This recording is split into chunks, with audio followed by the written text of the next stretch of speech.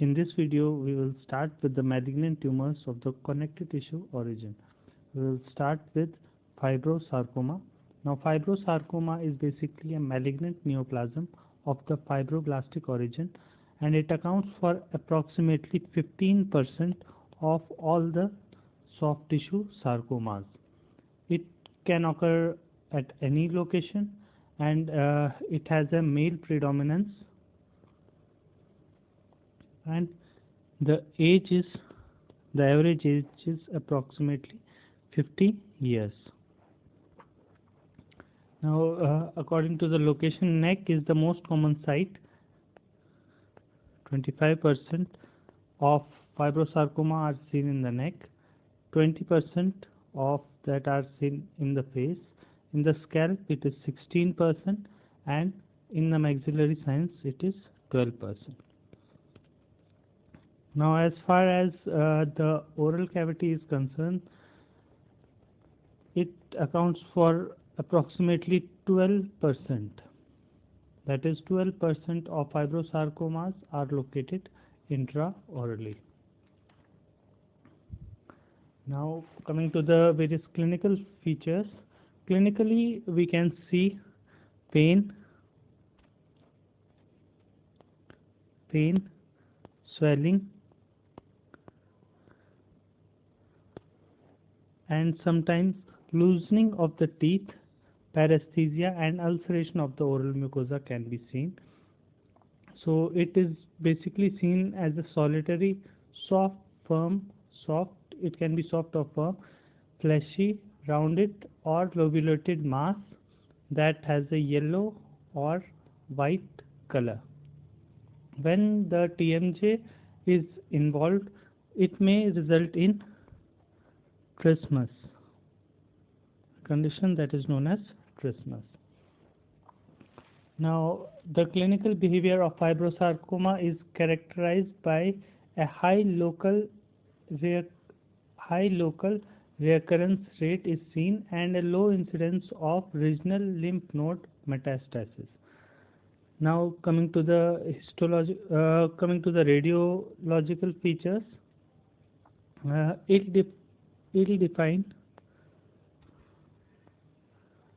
ill-defined borders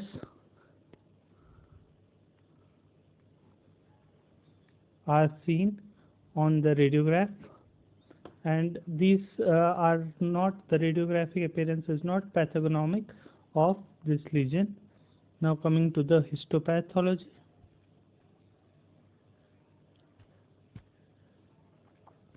Now, in histology, we can see basically it is characterized by high degree of rapid proliferation of fibroblasts. It is associated with formation of collagen and reticular fibers. There are two grades in this. One is known as low grade fibrosarcoma and another is high grade. There is high grade fibrosarcoma.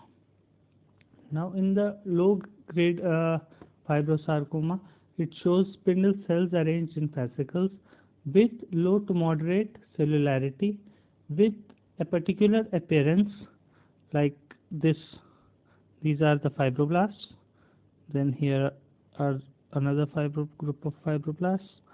Then here will be another set of fibroblasts likewise. So as you can see the pattern over here, this is known as the herringbone pattern. This is known as herringbone pattern. This is seen in low grade fibrosarcoma.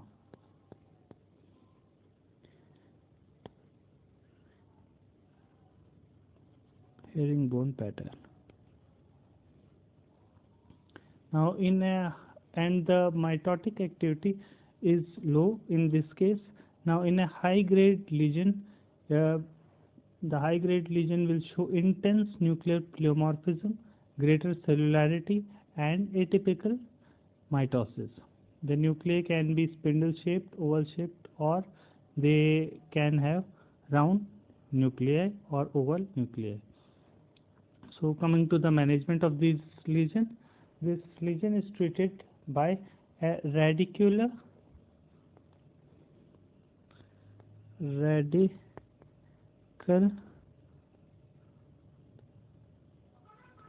surgical excision. So it is basically managed by radical surgical excision. Now coming to another lesion, that is the liposarcoma. Now it refers to the abnormality with the fat cells or the adipose tissue. The liposarcoma is a malignant mesenchymal neoplasm that arises from the adipose tissue. It is extremely uncommon malignant tumor of the head and neck region, most frequently seen at an average age of 40 years, and it has a male predominance, and the ratio is 2:1. Male is to female ratio is basically 2:1.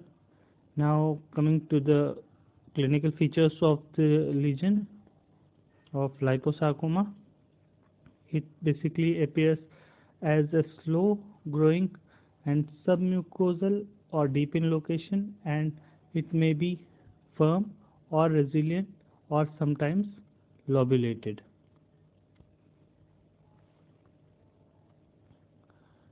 Now on the gross inspection, it is seen as yellow in color. It is yellowish in color. Now coming to the histology, basically what you will see is, mostly you will see cells like these with nucleus at an end, at a periphery. So these are basically the adipocytes.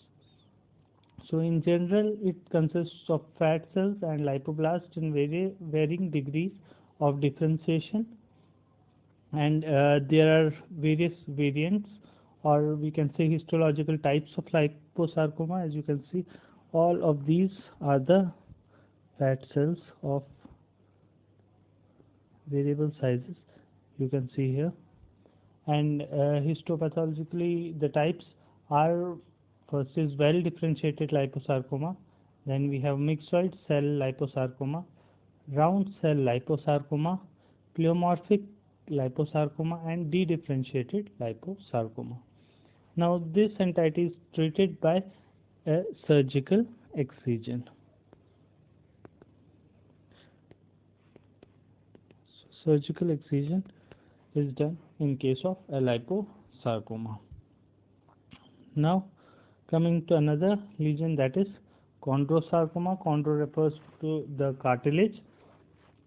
So what will happen here is, chondrosarcomas basically are the rare malignant tumors characterized by the formation of cartilage. Okay, so only cartilage is formed but not the bone. So chondrosarcomas of the maxillofacial region account for approximately 1 to 3% of chondrosarcomas of the entire body. They predominantly are seen in the maxilla and in the anterior region of the maxilla. In mandible they are also seen, but the incidence is low. Now there are two types which we have differentiated. The first is the primary, and second is the secondary.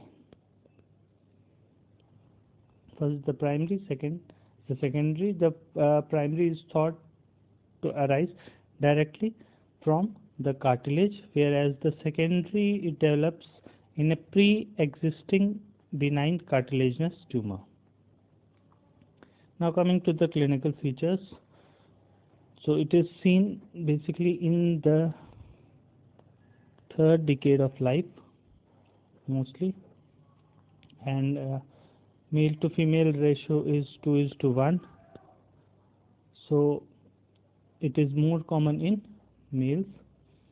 So the location, as I already mentioned, it can be seen in maxilla, it can be seen in mandible, but it is mainly seen in the maxilla, that too in the anterior alveolar process of the maxilla, and when found in the mandible, it is found at the angle or the alveolar process of the mandible in the molar region. Now coming to the symptoms, various symptoms which we can see are it generally presents as painless swelling. Sometimes pain may be present, paresthesia may be present, paresthesia can be seen, trismus can be seen. So these are the features, or loosening of the teeth can also be seen. Now maxillary lesions may sometimes cause nasal obstruction, congestion, epistaxis, photophobia or visual loss can also be seen in some cases. Now coming to the radiological features of this lesion. So the radiological findings are not generally pathognomic, but the appearance of the lesion varies as an ill-defined, it is defined as an ill-defined radiolucency to an obvious radio opacity. But these features are not pathognomic of the lesion. Now coming to the histology. Now as you can see, this all represents, this blue portion represents the formation of the chondroid or the cartilage. So it is basically composed of an hyaline cartilage, and cells are of variable size, and binucleated cells are present, and there is an increased number of cells with plump nuclei. As you can see here, the nuclei is plump in shape like this, and we have variants of chondrosarcoma. These are clear cell chondrosarcoma, dedifferentiated chondrosarcoma, myxoid chondrosarcoma, and mesenchymal chondrosarcoma. So these are the histological variants of chondrosarcoma. Now coming to the management of the lesion. Management is generally done by radical resection. So this is mainly the treatment of the chondrosarcoma, and chondrosarcomas of the mandibular symphysis have a more favorable prognosis than those of the mandible sites as well as of the maxilla.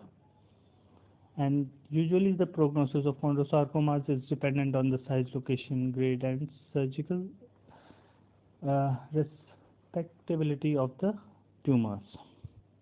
So this was all about part 1 of the malignant tumors of the connective tissue origin. Here we have discussed 3 lesions, that is fibrosarcoma, liposarcoma, and chondrosarcoma.